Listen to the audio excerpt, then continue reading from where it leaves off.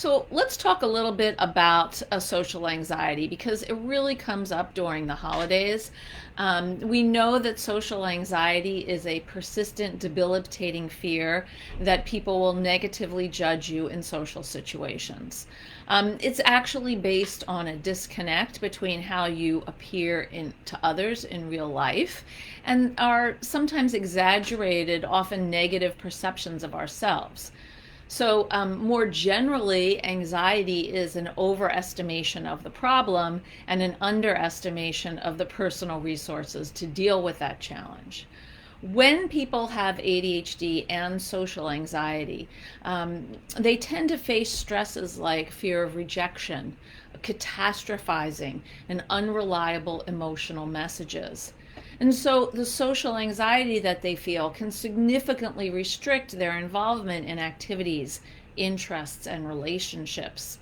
And of course, in the holiday season, there's all kinds of gatherings, whether it's for work or with friends or with family, where we have to show up, not just physically, but engage with others.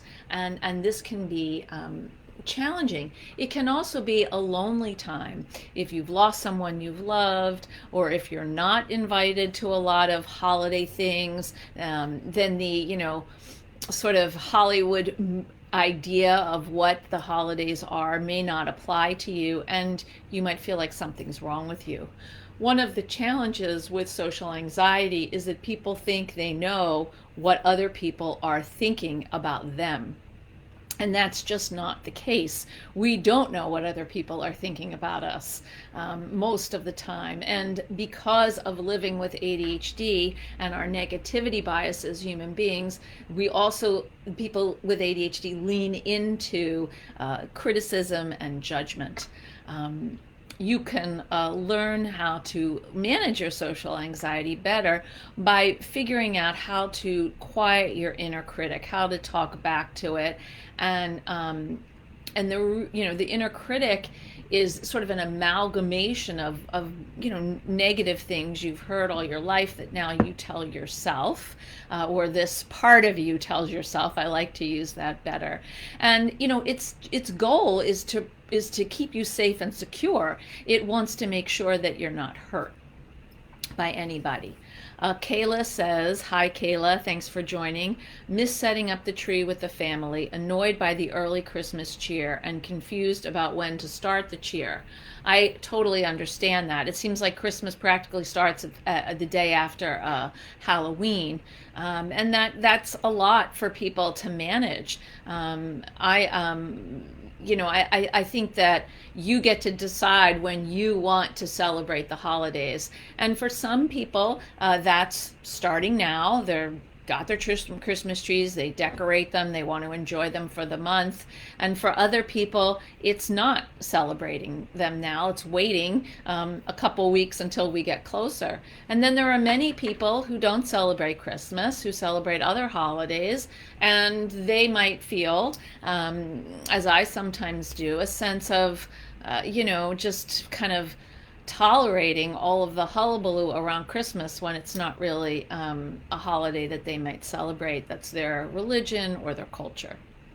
One of the challenges around social anxiety is that human beings are wired for connection, and our needs are both our needs for contact and our needs for recovery and privacy make us vulnerable, and they differ from person to person. So social anxiety, rejection sensitive dysphoria, perfectionism, and imposter syndrome, they all can kind of fall under the umbrella of social anxiety because of the sense of core sense of deficiency. And it's really a belief that you're not enough, or that you can fail or be excluded because you're different. Maybe, you've been told over the years that you're neurodivergent and there's something wrong with you, and so therefore you don't deserve positive accolades. And so years of receiving criticism and judgment from others, struggling with some of the common traits of ADHD, disorganization, procrastination, confusion, difficulty planning, you know, distractibility, forgetfulness. All of these things can increase your sense that you're just not enough as you are. You know, during the holiday season, I think it's really, you know, as the days get shorter and shorter here in the Northern Hemisphere, we often can call this the season of lights. There are a lot of lights on people's houses. The holidays themselves have different lighting traditions, whether it's Kwanzaa or Diwali, or Hanukkah, or other holidays. There are often lights that are part of it. And so, you know, it would be nice to take a minute and think about what are some of the things that light you up, that will help you get through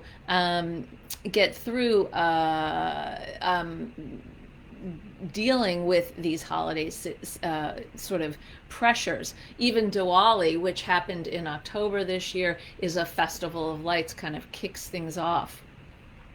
So when we are faced with these holiday gatherings, and why you might want to avoid social situations and feel lonely, makes sense, because you don't want to be embarrassed.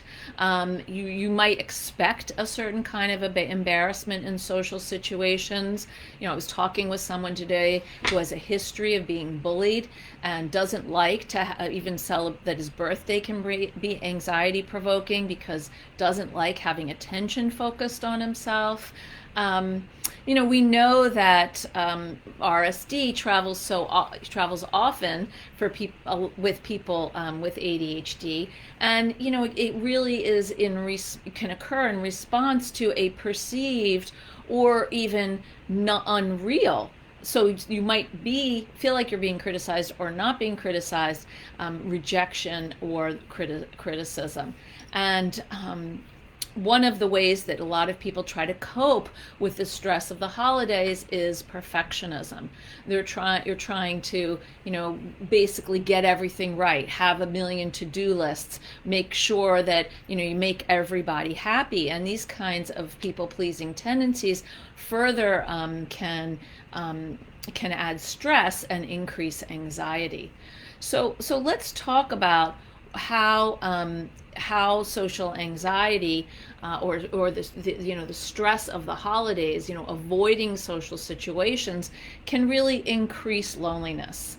So loneliness is a sadness or discomfort that relates to feeling like you don't have friends, you don't have enough friends, or you just fundamentally don't feel connected to other people. And it contributes to mental health issues. It contributes to anxiety, and it contributes to depression. It can contribute to substance use, as well as social avoidance. Many people who feel lonely, there's been research about them, and that they have higher levels, as I said, of not just substance abuse, but self-harming behaviors. Often people who feel lonely don't reach out to others because they're embarrassed, feel like they have nothing to offer, or worry about rejection.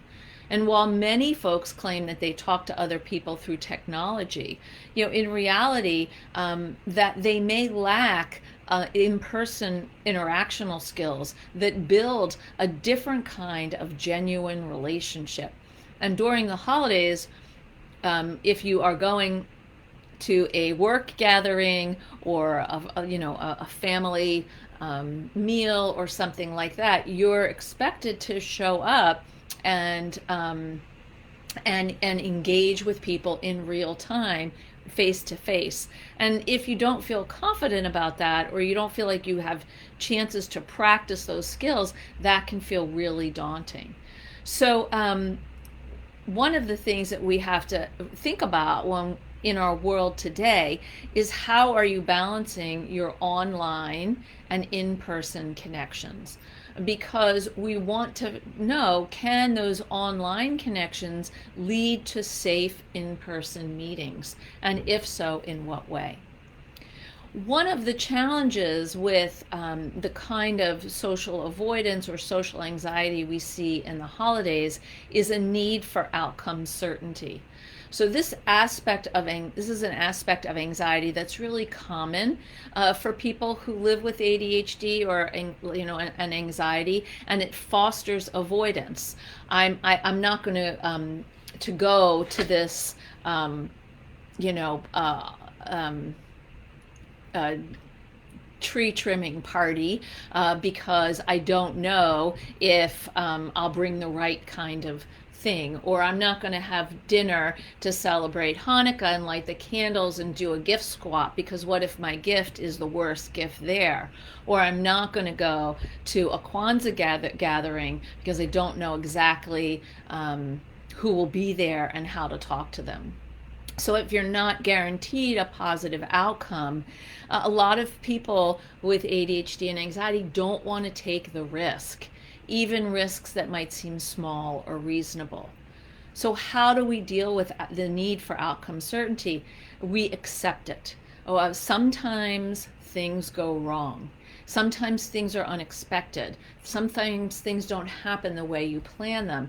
But the thing is that I would imagine, have internal resources to deal with those. So again, if you're joining us, you can put in the chat, what's something that is challenging for you about the holidays? I'd love to address your issue, and we could strategize a bit. So when there is uncertainty, we want to say to ourselves, wow, that sounds like worry. What could I say to size it down? And we want to teach ourselves and develop internal reassurance skills because nobody can make it better. And then what is the meaning of this possible negative outcome? So let's say you bring the wrong gift for the gift swap. Usually people don't care because it's a joke. Everything's under $5 or maybe $10, and they could buy, hopefully they could buy it themselves. I remember at one year I went to one of those gift swap things, and it was a $5 limit, and someone brought you went to the dollar store and got a bag of plastic fruit.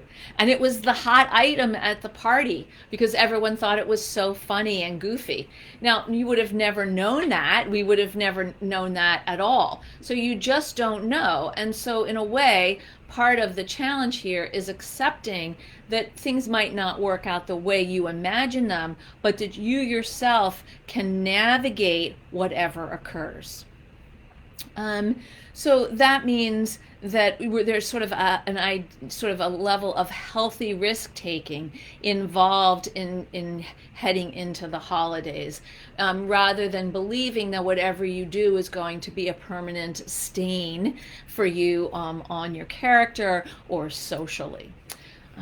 So let's talk a little bit about, friends and loneliness.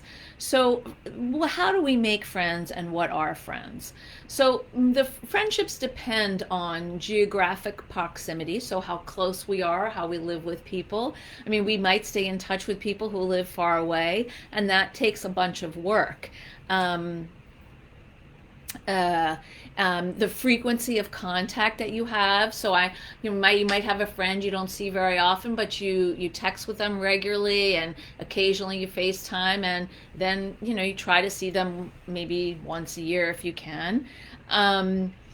Shared interests, that's kind of a sort of a cornerstone of friendship, that you have common areas that you can talk about and explore, and that friendships can go beyond that context. So you might meet someone in a hiking club, but you connect, and then you can sort of build beyond that and maybe go see a movie or have dinner, or go listen to music or something like that. And I think one of the key important elements of a friendship is that there's balance in the relationship, that it's really a give and a take, that you don't feel like you're giving all the time, nor does the other person feel like they're taking all that you're taking all the time either, that you feel both. Kayla says, finding these events, I'm actually moderately fine with being a wallflower. Not really, but I can hope someone strikes up a good conversation with me. Well, thank you, Kayla. I'm not, I don't know, I bristle a little bit at that term wallflower, except that it has flower in it. So it means like if you're by the wall, then you're still in bloom, which I like. I think that it's fine. You know, if you go to an event and you don't want to be the person to initiate a conversation, that's fine. You don't have to, but you want to, sort of put out the vibe that you're open if people approach you. And sometimes that means putting a smile on your face and nodding when somebody comes by or saying hello, even if you don't know who that person is. So let's break down some of these aspects of friendships. So proximity is this idea when you live close, you can form and keep friendships, and it's easier to access and spend time with others. Frequency of contact, seeing people repeatedly through a range of settings builds trust and enjoyment of each other's company. And you build up information about a person, what they like and they don't like, and then you can, they build up that information about you too. It's more likely that we'll make friends with people who like what we do and go to similar places, work, hobbies, gym, religious organizations, things like that. But I think the bottom line when we think about friendships is to be the friend you want, to be kind, to be consistent, and mutual, that it's that give and take. And one of the challenges that I hear from a lot of people with ADHD, and sometimes I struggle with a little bit, is oversharing. Like I'll just be like a little bit too exuberant, or I might over explain something, and that's because I'm a little nervous. And so what are the ways that how do I monitor that? And so sometimes I can ask a friend to kind of just give me a little sign, the old signal from the Sting movie that I grew up with, or to just sort of try to keep my stories naturally a little bit shorter, to be aware of that, to look for the sense that somebody's looking away, or they're trying to say something and I'm not letting them. So all of those things are ways to kind of notice that oversharing. Yes, Kayla, smile and all. Smile is an invitation. When you're standing next to the wall, if you're sort of just, looking at your drink and kind of, closed into yourself, it's going to be harder for someone to approach you. So when you're standing and you're having your drink and someone walks by and you smile and you say hi, the chances are greater that they'll stop and say hi back. So how do we make friends, particularly in social situations? So the first thing is I want you to think about, I created this acronym called APPLE. So take a bite of an apple. So we're going to go through what these are, and these are simple strategies for you to use anytime, anywhere. So the first thing is to ask relevant questions, right? So what are relevant questions? These are questions that if someone's saying something, you are going to respond with a question about what they're saying. You can assess also what's going on around you by looking at people's faces. So that idea of greeting someone with a smile or a wave, and then a hi, how are you kind of a thing. And to ask open-ended questions. These questions are very important. How, what, where, and when. These are conversation openers. Why is a conversation closer? I don't know. Whereas how did you do that? Or how did you find that hike? Or, how did you make this cheese dip? It's so delicious. These are opening questions. The second thing, so ask and assess. That's the A in Apple. The second thing is P, physical proximity and volume. So place yourself near people but arm's distance away. In our culture, we do not stand like this with people. It's about arm's distance. And then observe the volume of the conversation and match what you're going to say to that volume. One of the things that happens sometimes with some people with ADHD is they walk into a new situation and they're nervous, they're excited, those two are two sides of the same coin, and they enter a room and say, hey, what are you talking about, or what's going on, or what did I miss, or something like that. And that's kind of bringing the attention to you, and it makes it harder for you to kind of ease into what's already happening. And in a group, we want to ease in. We don't want to be like, hi, I'm here. We want to basically ease in. It's fine to say hello and so glad to be here, but we don't want to kind of have the focus be shifted to us. So this means that we are pausing and observing before we enter a room and before we talk. Where is there a group of people where one person at least a little bit, that's where you want to walk over. Do you want to get a seltzer and then or a lemonade or whatever it is you like to drink, a cup of coffee and something from the food table first and then go see people? If you feel uncomfortable with people watching you eat, that might not be a good choice. So really kind of think about, how do you like to enter into social situations? Physical proximity and volume. The second P is participate with curiosity. So this means using reflective statements that show that you're listening. Oh, so what I heard you say is blah, blah, blah. Or it seems like you really enjoyed X. I'm curious about da da da da da. So these are all things that help you participate comfortably and avoid judgment of others and yourself. One of the things that happens with people with ADHD and social anxiety is they're convinced that people are judging them in some way.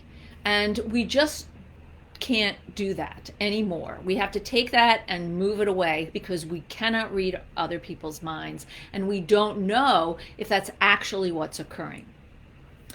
Remember, everybody has insecurities, whether or not they show them.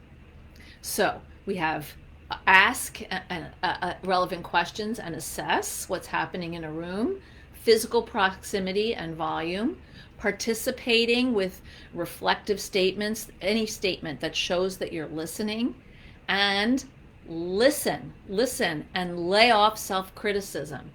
Turn down the volume on that internal negative voice that's guessing what other people say because it's often wrong. Stay present and engaged with what's happening right now. Listen and reflect back what you hear. So then the last letter of Apple is E.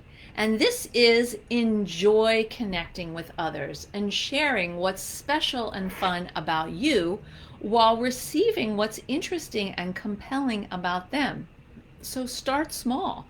Don't expect yourself to go to some gathering and walk away with a best friend, or, that everything is going to be this kind of Hollywood holiday model. Keep your expectations reasonable. One of my friends said I had low expectations for Thanksgiving, and they were all exceeded. It was great. And I love that. I just loved that they were able to keep their expectations low and notice that things went better than they could have been, and they even enjoyed themselves. When you meet someone and you feel like there's a connection, it's reasonable to say, hey, would you like to get coffee sometime? Or take a walk, a low intensity activity. Not a meal, that's a high intensity activity and it can last a long time. Maybe if you're talking about movies and you both want to go see a movie, that's, something where you could meet for coffee and then see a movie. That's also a low intensity activity. So think about some of these kinds of things: walking, getting a cup of coffee, maybe doing an activity, piggyback one thing on another. A movie's a great choice because if you're just getting to know someone, because then there's not awkwardness of too much conversation, and then you can talk about the movie after, maybe have your cup of coffee after.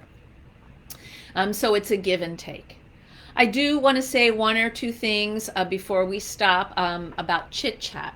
So a lot of people with ADHD tell me they hate chit chat. It's really hard for them. And I understand that. And the thing about chit chat is you may not like it, but you need this skill. This is a skill that people need. You don't need it all the time, but you will need it sometimes in your life. And the way to get better at chit chat is to do it. Practice makes progress. So you want to practice in low value situations: at the grocery store, at the dry cleaners, at the library. How are you today? Nice weather, isn't it? Thanks for helping me. Little sentences that have to do with what's happening at the place where you are. Thank you so much. I really appreciate I appreciate your clearing the table. Maybe if you sit for a coffee and a sandwich at a cafe and someone comes by, you can thank them. Things like this. We want to, again, keep it at a low value so you're practicing chit chat a little bit. This is helpful. And to really, I hope that you'll walk away remembering that everyone has insecurities, whether or not they show them. So again, I'm going to, invite you to my my webinar that I'm doing on basically managing holiday stress. It'll be on December 10th, so I really hope that you'll be able to join me, and to again check out my my free gift here. If you could put that in the chat, Annie, I would appreciate that. So if you have any questions, let's put them in the chat. Otherwise, I want to remind you to please be kind to yourself during this holiday season. There's a lot of pressure and demand for people on what they think they have to do and how they think they have to act, and it can be really debilitating. Be yourself. Yourself is more than good enough. And besides, you can't be anyone else, so stick with who you are.